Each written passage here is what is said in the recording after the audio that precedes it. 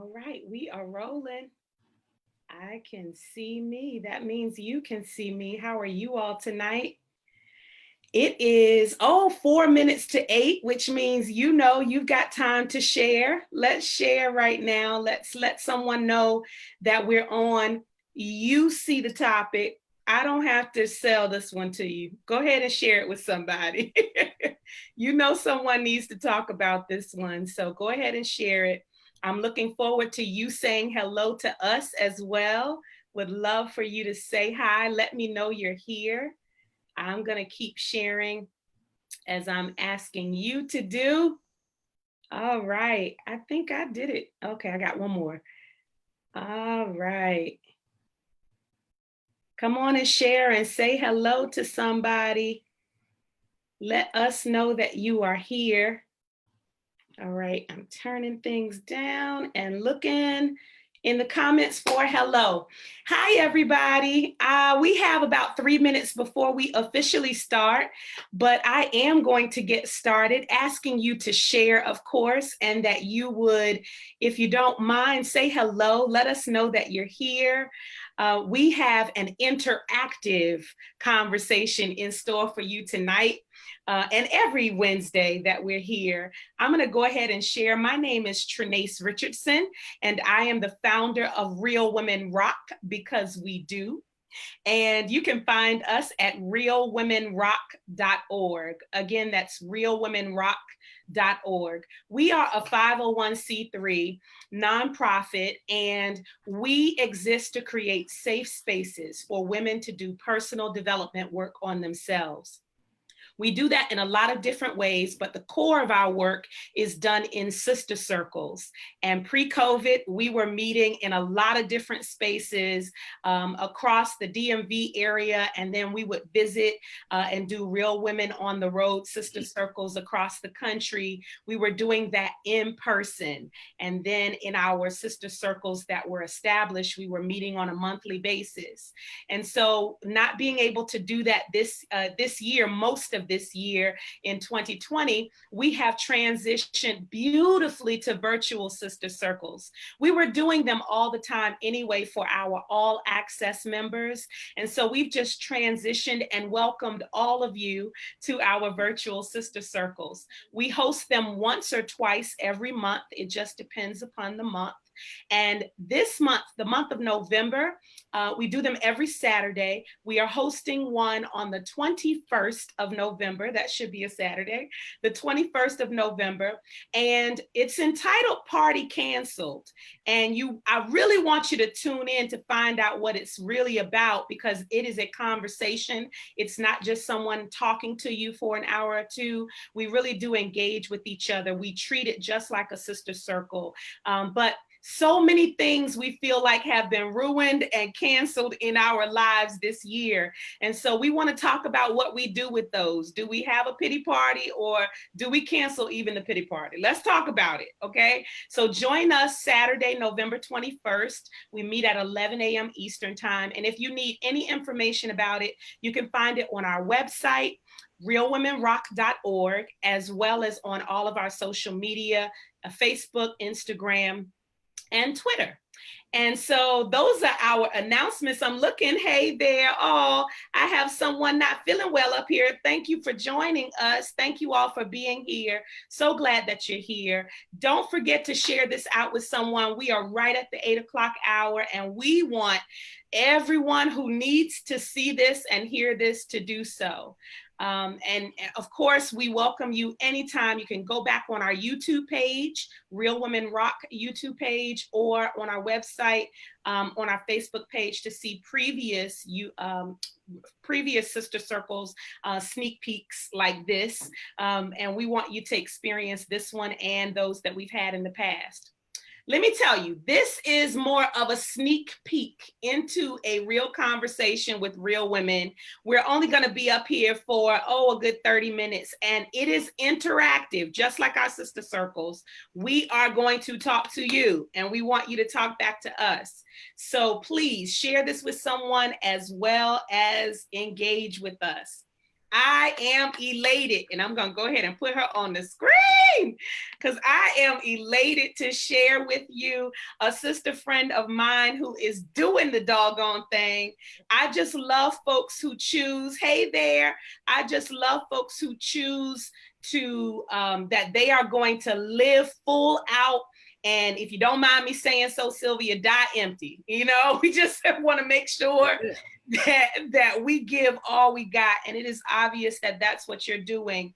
I love this. I get to tune in and sneak in on stuff that she's doing all the time. She is an author. She's a motivational speaker. She will do better justice telling you about her accolades, but I just wanted you to know that you are about to be encouraged in this area, and I want you to know about the other work that she does too, because she is a powerhouse. So Sylvia, thank you so much for joining us. Would you mind sharing a little bit about yourself for those who are listening now or on the replay? Yes, first of all, I am so honored to be here with you, Firestarter. I really am. You are the fireball, the Firestarter. I'm like, you're so yes, yes, yes. I'm like, what? You want me? Yes. It is a blessing and an honor to be here. Thank you. Thank you so much for allowing me to share this platform with so many. We are fly. We both wearing yellow. We are not playing tonight. What? Love is in the atmosphere. Love is in the atmosphere. It really is. But as you said, I am Sylvia Koonce. I am a servant at heart. I mean, I have, as you can, I keep saying, I have love everywhere. If you want this pen, shameless plug, Lovery Inc. You can go to her website on Instagram and grab. She has so many different things. This is not a T-shirt, but she has a plethora of motivational things that keep you on point. Sidebar, just wanted to that's beautiful. Thank you. But I'm a servant at heart. I'm one of those people that want to push people to be successful, to be what God created them to be. So when you just said that dying empty, that is what I really want to do, to make sure that everybody that I encounter, everybody that I come across, it could be in the supermarket, it could be at the post office, whomever I encounter, I don't take it as a coincidence that God allowed our paths to cross or connect. And I believe, especially now, that if we don't see that this is a moment to be God's servants, it definitely is to wake up and say that we really need to be his ambassadors. And like I said, every chance I get, whether it's a phone call with a customer service rep, calling about whatever, I use it as a moment to say whatever he wants me to say. So yes, you said I am an author, motivational speaker. I'm a coding auditor by trade. Wow. I am the youngest, which my older sisters, I'm sure are having a fit because I hate to say that, but I am the youngest of three. I have nieces and a nephew that are out there in the world that I am proud of. I am a mom of 2 adult children. Wow. And as you know, I am a wife of 34 years. That like I said, those are things that a lot of times when we're on the platform, we're busy talking about, like you said, different things that we have accomplished. But those are the things to me, pushing people to be what they're supposed to be. That's the best accolade to me. Mm-hmm. To see somebody go across the stage and get a scholarship, or to see that young individual no longer on the street. Those to me are some of the best accolades. If you want to do something, those are the things that I like. You're looking for somebody to take somebody to the next place in life, call me. That is so good. Oh, thank you for sharing that. I knew that you were the live full and die empty. I knew that without asking. Yeah. We could have so many, we could take one tiny piece of the work that you do and fill up hours of time, because you touch so many different areas, serving and helping others, and the speaking and the authoring of books.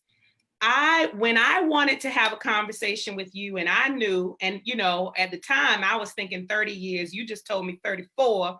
And so I wanted to talk about that because there are so few of those testimonies, you know, and there's absolutely nothing wrong with whatever state of life we find ourselves in. Single, married, separated, divorce is complicated. You know, all of that, Right. all of the above. All of those. Mm-hmm. Et cetera, et cetera, et cetera. Right, et cetera, et cetera. We find ourselves in a lot of different places. But for those who either desire to be married or desire to stay married, you know, desire to get married again, it's work. And I remember, and I'm going to let you loose. I remember my husband and I had been married probably for about 5 or 6 months. And we went to a marriage conference and we just thought we knew it all. Everybody was around us talking about how much work it is and how hard it is. And we looking at each other like, what are they talking about? They don't do marriage like we do marriage. If they did it like we did, 5 months in, 6 months in. Girl, and they just giggled and laughed at us just like now I giggle and laugh at 21 years. Exactly. Somebody else. So thank you so much for sharing with just, I saw it publicly. I didn't even ask you personally. I saw that you were celebrating 30 plus years, and I just thought it was a wonderful testimony. So even though we could talk about a lot of other things, would you start there? And I want to say in the chat too, I know that listen, we got some folks in the chat who've been married 29 years, 43 years. And so and 21, mine is in here, 21. I love, we've grown now. And so I would love for you all to also share your wisdom in the chat as we are talking. So continue to tell us your marital state in the chat.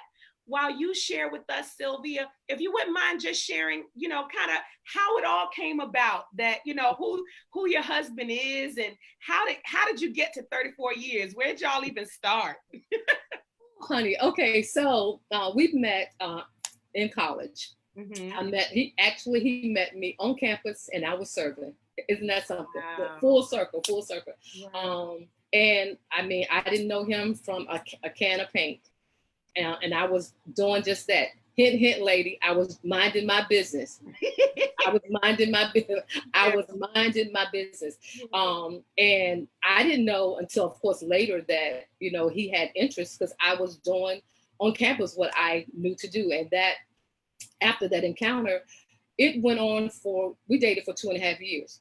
But let me just say, the first few encounters, and he would tell you in the beginning, he would send flowers and the poetry, and I did not want to be bothered. I threw the flowers in the trash, and I did not want to be bothered. And I would let you know that the first years of marriage, I paid for that, because he told me, he said, you will know the next time that a brother send you flowers. because he was like, I'm gonna let you know that all those times that you did not take those flowers. Yeah. He said he gonna make you miss flowers. Think he did not. But my point was that I was like, no, I don't want to be bothered with you. I don't want to be. So I mean, it went on for, I can't even tell you how long, that I was like, I don't want these flowers. I don't want these flowers. But I knew that that was the wooing process. And you think about it now. I mean, how many do you know actually have what I call the courtship, where you actually have a real courtship, the chivalry from a man, somebody literally opening the door and really dating you, that really date you. And I think about that when you really want the individual for who they are, not for what they can bring to but for who they are. Yeah. So like I said, that went on for 2.5 years, and I can go on. I don't know if you want me to continue to go on. Go ahead. All the things, and this is the thing, that just like what you just said, because in the beginning of that process, we don't realize that what we're getting into. Because one of the things that I thought about was that until I fix me, there should be no we. But I didn't realize that. Wow. Because, you know, I'm thinking that I knew it all and you couldn't tell me anything, and I got this all together, and I'm grown, and you know, I won't say that, but I'm grown, and I got this. And so I was just like stages of life. I was at the infancy of this marriage. And if you remember the character from Why Did I Get Married, Angela, I wasn't as bad as she was, but I had all of those things going on where, I felt like that he, how do I say this, that I knew that he loved me. I knew that I loved him, but it was still like, okay, but what is missing? And so it was like, I feel like I had to put a dot and check everything because I really was not checking myself. Because again, there are stages that everybody go through. Yeah. Breaking dishes. So look, you know that song, I break the windows in your car. I didn't do that. But my point is what I'm trying to let people know is that the things that the stages that you go through that people don't talk through for real, because they give you a snippet on Instagram and on Facebook and make you think like everything is picture perfect. Because again, these are all stages that don't nobody want to talk for real. So can we slow down for a second? Because absolutely you said a mouthful. What I love is that you started this with, I think, you said so much, but I think we're going to call this the first nugget, because you said that there really should not have been a we until you had worked on the me. There should not have been a me until I fix me. There should never be a we. Gotcha. Yes. And so the we comes after we work on me. Correct. And that is so important because if we do it, most of us do it the other way. We put the cart before the horse.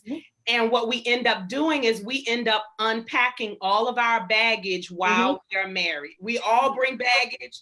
And if we haven't processed and unpacked it and figured ourselves out, we just unpack it with each other. And so the reasons why we feel like we want to be or need to be with somebody before we have done that work, we really, if we, those of us who've been married, 10, 20, 30, 40 years, even up here, who have been married will probably say, slow down, girl, slow down, man, you got some time. Exactly. Figure you out and what you want. And that's not always easy to hear. I know it wasn't easy to hear when I got married. I was like, I'm ready. Again, because nobody can tell us anything, because we know everything.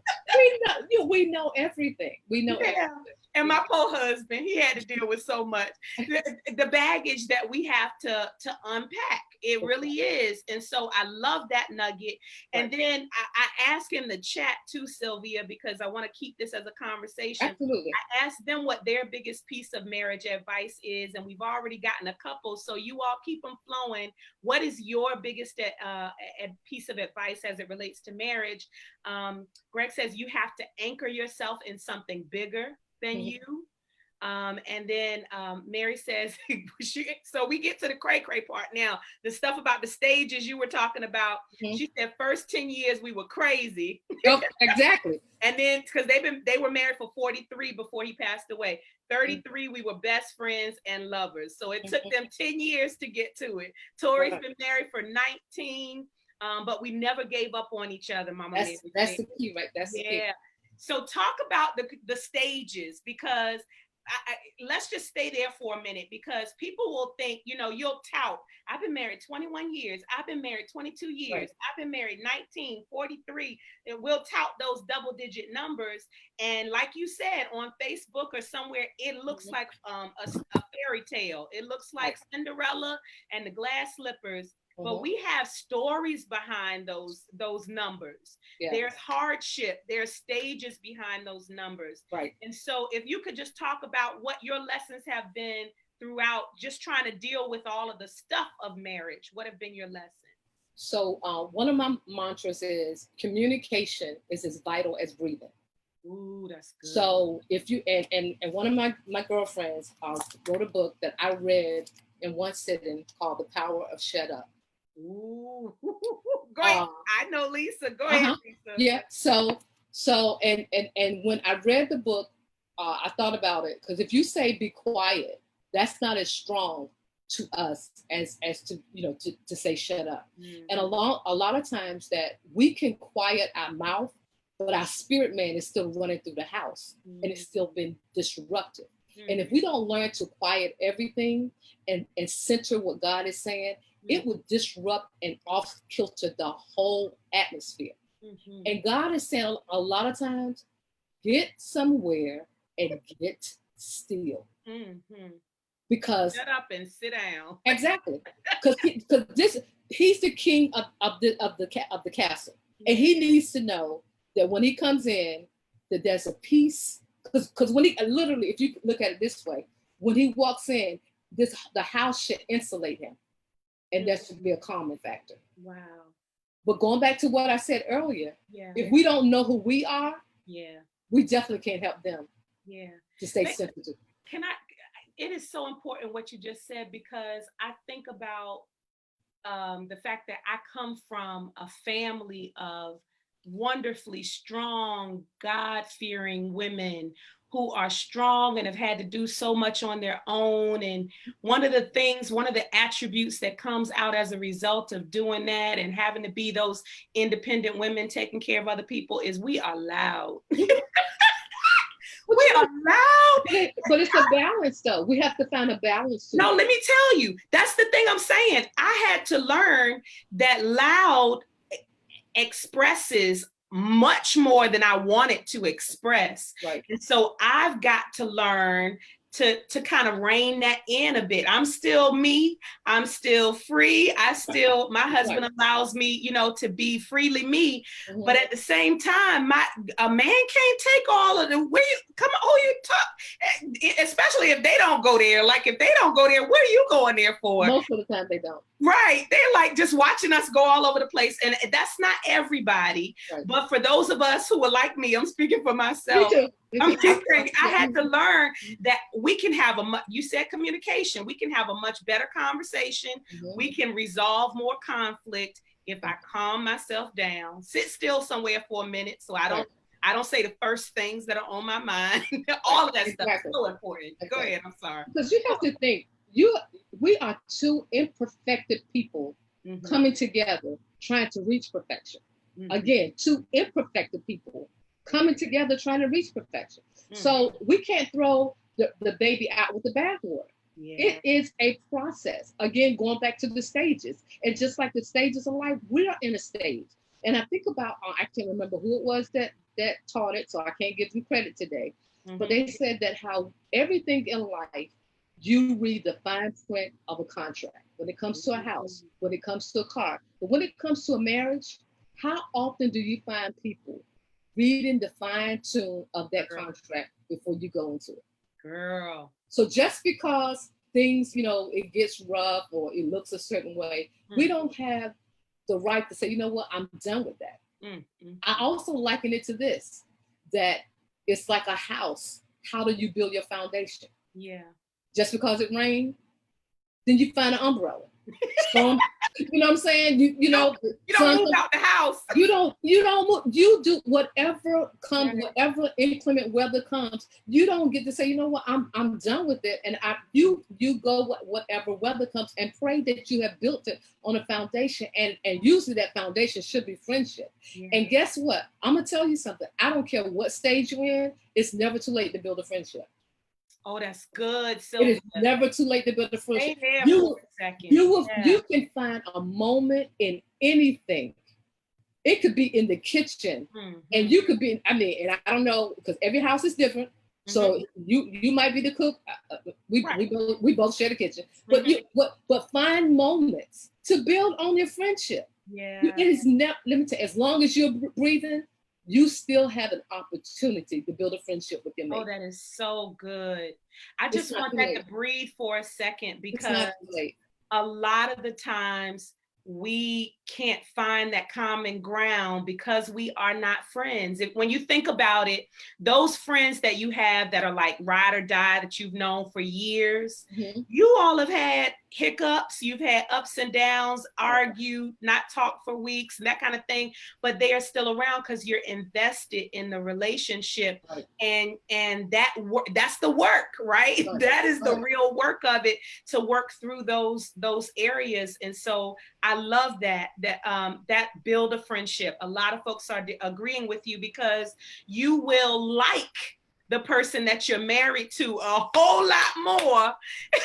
Because we might be commanded to love, but we ain't commanded to like everybody. And that can be a curse word, because you can love them, like you just said, but it does not mean that you like everything that they do. And that is one of the things that, and I want to say, I don't know if any of my family is listening, but whether it was our grandparents, somebody in our family would tell us, whatever you do, whatever the situation, don't go to bed upset. I don't care what I don't care what happens, because you don't have to let this situation settle throughout the night. I mean, I'm going to say unsettled throughout the night. Yeah. So, okay, no, you didn't, put your shoes up. No, you didn't put the dishes up.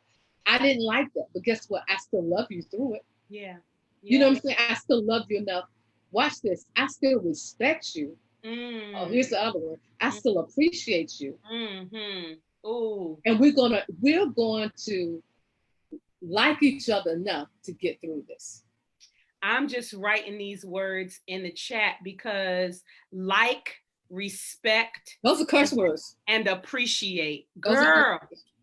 Like, respect, and appreciate. If you, because typically what happens is when you are on your way to divorce court, when you're on your way mentally and emotionally out the door, it's because you don't like your spouse and y'all never built that friendship that you're talking about. You don't respect your spouse. Or you don't appreciate your spouse. Right. And I love that you have made, those kinds of things really key. You mentioned communication. You mentioned, I mentioned in the chat, I have a question in there right now asking them, and I'll go to the chat in a second. I want to ask you, how important do you think forgiveness is in order to make it to, so you talked about liking as a friend, building a foundation as a friend. You talked about the importance of communication and respect. I would love for you to talk about forgiveness just a little bit. So forgiveness to me is forgiving me. Because when I can forgive me, then I have no issues, no qualms whatsoever forgiving whoever. And again, I know you keep saying I keep going back to myself, but if you realize that the majority of things in life is facing the man in the mirror, because when you look at every situation in life, and I'll talk about being in the house with this pandemic, being forced to be to yourself. It should now make you say, you know what, I want to be a better, and you can fill in the blanks. So my point of going back to your question, forgiveness, you should, because and if we're talking about believers, before we can even talk to God, and I'll use myself for an example. I never will forget, I was on my knees. My husband had got on my reserve nerve, and I was on my knees praying. Okay, the one that you had on reserve. My reserve nerve. And just like I'm talking to you, God was like, when you do, and I was like, and I'm looking like, okay, I know I didn't hear that. But bottom line, he was like, and telling me when I get myself together, some particular things that I needed to get together. Yeah. Not once did he tell me that Eugene needed to do that. He quickly came from me. So a lot of times I think about, that old saying that, when you point the finger, you got three coming back at you. So forgiveness is first looking at what you need to do. Yeah. And I guarantee you, when you look and say, open up your heart and start forgiving yourself, it will be so much easier for you to say, you know what, I can forgive this person, and I'm not saying, because some situations, let me put this disclaimer, when it's abuse, when you know what I'm saying, so let me make sure that I but go there. Yeah. That's the whole different ball game. That's a whole nother live. We will because what we're talking about is in the healthiest of situations where we're just dealing with the stuff of bringing baggage that allows us to bump heads because we're two different people. Right. But that's different than you being abused and belittled emotionally, physically, sexually, all of those things. Like that's counseling, that's attorneys, that's police, whatever that looks like. And so we put that out there, but in the like I have always been able to look at, I've always known that my heart was in the right place, and I've always been able to look at my husband, and even when we don't like each other, I've been able to look at him and know how that he's a man of gold at heart. And so whatever issues we were having at the time, it was worth the work to work through it, because I knew at our core we were both good people who would make wonderful spouses once we, and he put it in the chat, once we got our rhythm and kind of, you know, and really got to know each other, and accept each other for who we are. There you go. But I want to go back to what you said about forgiveness, and then I'm going to read some of these because these are so good, Sylvia, in the chat. So keep them coming, y'all. But what you said about forgiveness is so good, because it really does, almost before you're pointing the finger at somebody else, all the other fingers are back on us to acknowledge where we are and what we have brought to the table. Because we will say, he did all day long. We'll focus in on what the other person did. But if we're able to focus in on what we bring to the table that might not be so favorable, and like you said, forgive ourselves, which literally means start the process of moving forward and being better, then it makes us much more gracious for somebody else when it's time to forgive. And especially when it comes to marriage. I mean, there's so many different scenarios, but I know I can think of, and I'm not even talking about mine right now, off the cuff, but I can think of some right now that some of the situations occurred because you're doing things that you should never step into. And I'm not talking about going outside the marriage. I'm just saying that God told you not to do, and you ended up doing it. And now, because you ended up doing it, now you have to ask for forgiveness. And so you now have to look at why did some situations occur? Because God still look at you and he'll still bless the situation. But why did it happen if you would have been obedient? Oh, I'm gonna give you a really good example of that.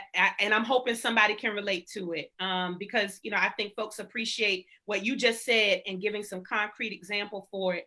But for me, I'll speak for myself. I have sometimes gotten so busy. I have added so many things to my plate. Oh Lord, yes. That all of it wasn't supposed to be there. Like it just was not. It was not. But what it ended up doing was making me the most ornery person. Like it was, I was exhausted, which made me irritable. It made me, and so I didn't even have patience to give because I was too busy. And so I love what you just said, that there might be things that we're adding into our lives or into our space. It could be as simple as that. It doesn't have to necessarily be the extremes. It might be, but it doesn't have to be. But whatever it is, it affects the unit. It affects your family. So thank you for mentioning that. I want to read these, and then I have one last question for you, and maybe you have some reaction to what's shared.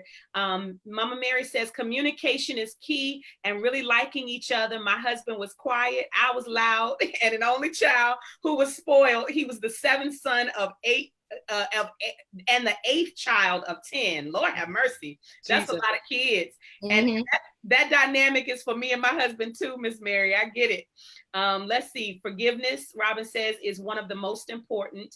Greg says these are all stages that we go through that we were naming. And then Tori said the season is that they're in right now is true friendship. I love that. Communication is so much better. Robin mentioned trust, communication, respect, friendship, forgiveness. They're echoing so much of what we've shared. The rhythm piece that Greg mentioned, the thing you did to get them, you do to keep them. Go ahead, Robin. That's what this. You know, you got to keep the honey in the moon. That's what I always say. Keep the honey in the moon. I love it. Forgiveness for yourself. Yep, they said forgiveness is critical. Yeah. That's why we might need to call it. We ain't taking no abuse. That's right, Karen. That's when it's time, right? So this is so good. This is what I want to know. If you had to boil, just thinking over and reflecting over your 34 years, and then I'm going to ask you to share where folks can find you and all those things. But if you have to think over your 34 years and you were talking to someone who either is about to get married or is in a marriage that they really don't know is going to make it, what would your sort of nugget be that you would leave with them? Ooh, okay. So if they are about to get married, Mhm. I would definitely tell them to make sure that they check the legacy Mm. of who they are, the Ooh. spouse of who they're about to marry. Um, because a lot of times we thinking that we're just looking at just, I'm gonna use the person Tom, that's the whoever. But you need to know about Tom's mom, dad, uncles, cousins, because you're marrying a Sylvia, legacy.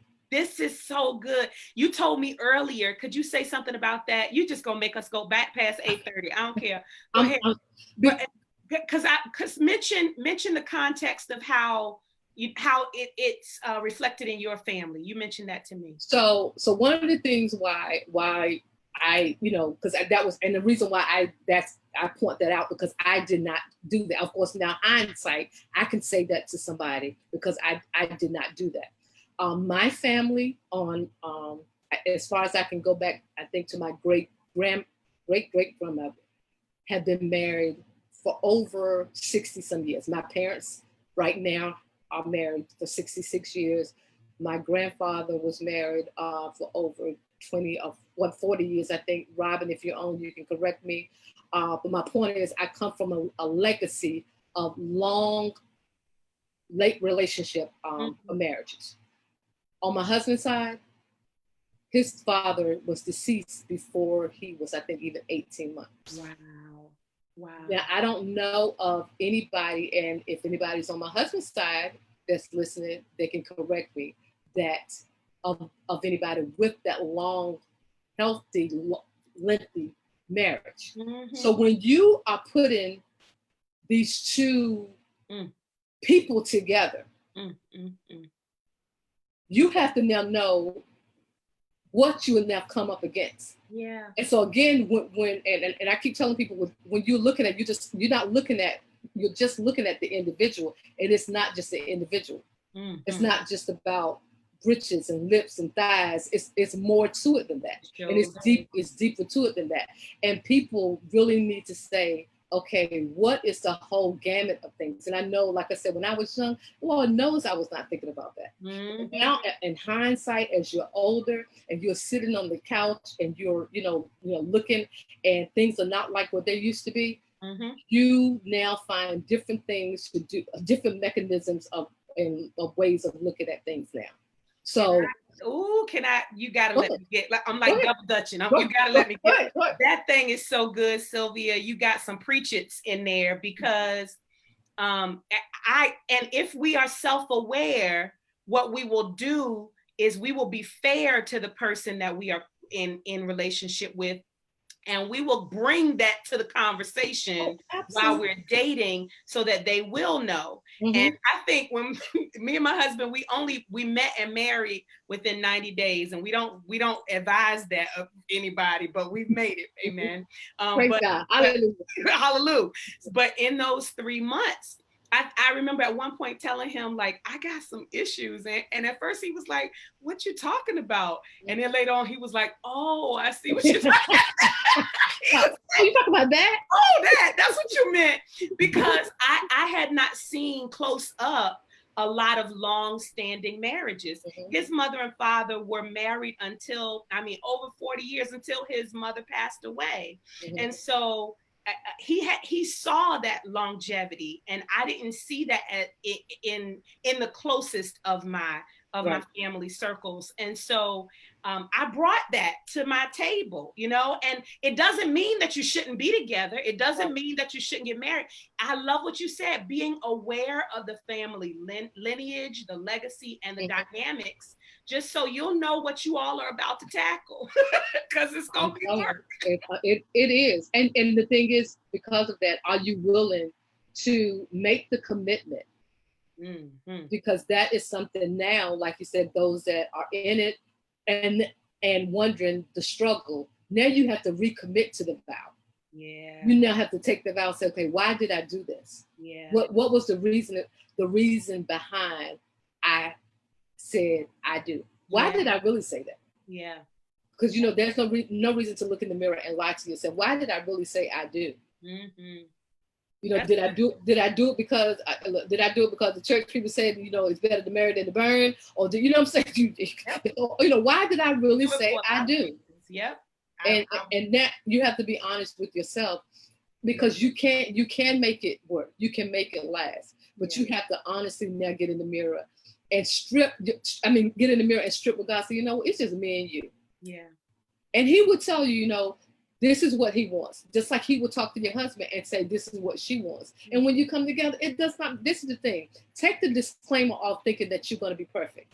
Mm-hmm. Take the disclaimer off thinking that you're going to be like the people on TV. Yeah. You're going to be like what God created you to be. That's right, Sylvia. Yep. Yep. And just like how we're up here giving the advice. Everybody else's. But you know what I'm saying? But we are doing it because of things that we've learned. But it does not mean that you're going to be like how we are. Yeah. Even though it sounds like we got a whole lot in common. Mm-hmm. But my thing is, no, but we're not cookie cutter. None of us are.